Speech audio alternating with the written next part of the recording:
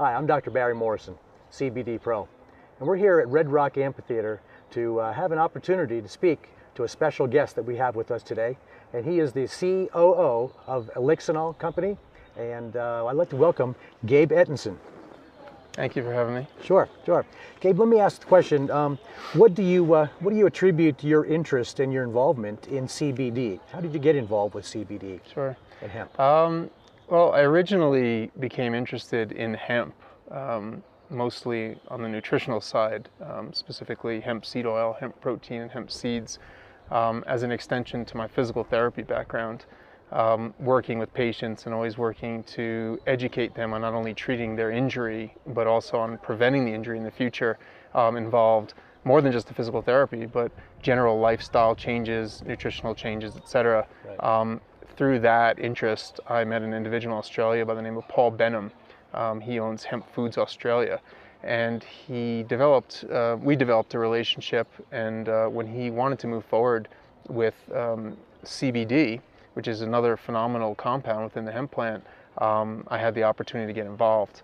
And as soon as I began learning about cannabinoids, CBD specifically, and understanding the role that played in the body, it tied a lot more deeply for me into physical therapy and how these unique compounds can help the body adapt and enable an individual to sort of have the space to take care of themselves. Right. And that's pretty much where it began for me. Where it started. That's good. And Gabe, how about the profiles of hemp? How do they parallel what the medical marijuana has the involvement with? Sure. Well, typically when we're talking about marijuana, we're talking about plants that tend to be high in the compound THC. Right. Where what we call industrial hemp differs is that industrial hemp is higher in CBD relative to THC. Right. And that's essentially the largest differentiation from one plant to the other. I will say within the marijuana or medical marijuana community, there is a great diversity to the profiles of the plants, and we do see that type of diversity exists in industrial hemp. But the bottom line is, for most people, the CBD THC ratios and percentages is what defines one from the other. One from the other. That's good. And how about the majority of hemp? Where is the majority of hemp grown? And with your company, Elixinol, where does most of that come from? Yeah, the products that we manufacture and the raw materials we supply are all derived from Europe. And Europe is amongst the top countries for the supply of industrial hemp. Other countries that we've seen sort of penetrate into the U.S. where hemp is a large crop is China as well as India. Okay, all right. And share with us the importance of organically grown hemp. How important is that the hemp needs to be on an organic level? Sure. Well, we all generally understand the benefits of organic growing. But hemp is very unique in that it has a quality called phytoremediation, which is essentially the fact that the plant can be used to clean the environment and in a sense then reflects the environment which it's grown. So when we're talking about a product that has tremendous health and medicinal value, we want to make sure that that plant contains the least amount of pesticides, insecticides, metals, and when we look at the countries where hemp is grown, there are certain countries that can be a major concern, and obviously this parallels into how somebody will react to the products that are made from those plants. Right. And about the full spectrum of the cannabinoids that are in cannabis and within the hemp plant and the medical marijuana, how important is it that they have a good variety of those so that they're beneficial to the body? Sure. Well, we've seen, looking at the clinical research that's emerging, not only benefits of CBD, but benefits of CBC, CBG, THC, right. And I think it's only the beginning. The bottom line is that one of the concepts that has become very popular and understood fairly well is what we call the entourage effect, which essentially says that the most value that you'll get from a plant or from a plant extract is going to be from a plant that still maintains all of the original compounds within it, more than just one cannabinoid, the terpenes, flavonoids, all of the other components of the plant that have in themselves unique medicinal and health value. Right.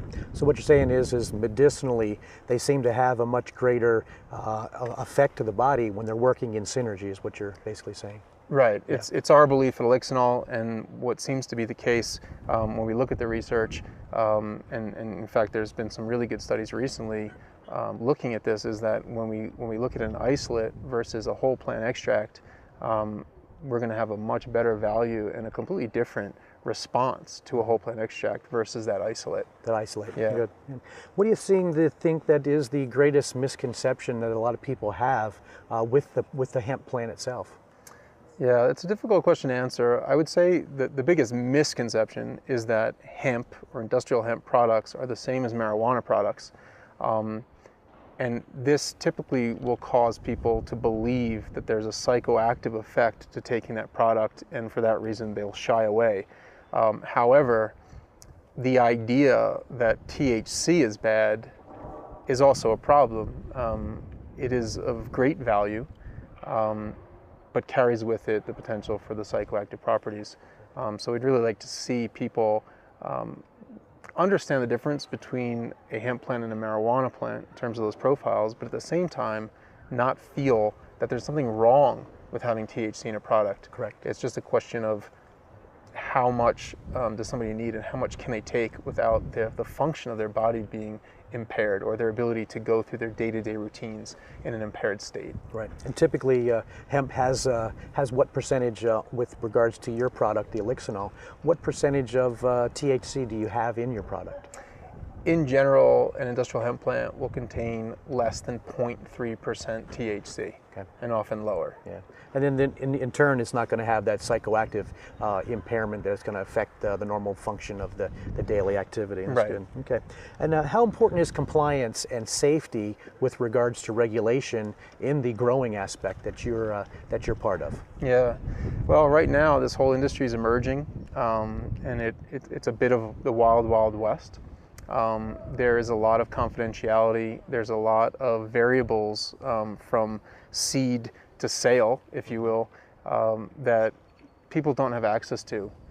So for that reason, the best that we can do is continuously test with reliable laboratories for the contents of the product.